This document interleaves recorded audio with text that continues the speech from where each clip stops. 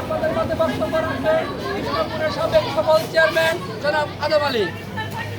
বিসমিল্লাহির রহমানির রহিম। সম্মানিত আমাদের উত্তর এলাকার বিএনপি নেতাকর্মী, আমাদের দান করার সিনিয়র নেতৃবৃন্দ, আমাদের মাঝে উপস্থিত আছেন আমাদের ছোট ভাই বোনেরা যারা আছে সবার প্রতি সালাম, আসসালামু আলাইকুম।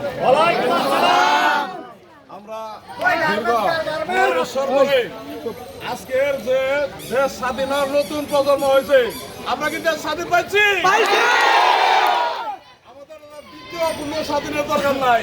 আমরা বিএনপি আসুক না আসুক তাতে দেওয়া আছে না।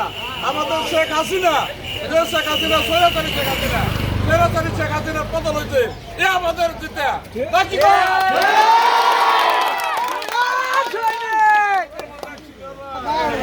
আমাদের একটা সিনিয়র ভাই উপস্থিত আছেন, আমাদের দান করা নেবেন উনি দুটা কথা বলে আমরা যারা আছি এটা সবাই খুবই ক্লান্ত। আমরা সবাই এত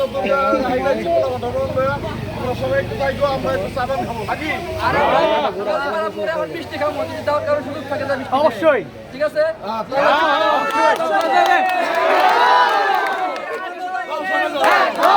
অবশ্যই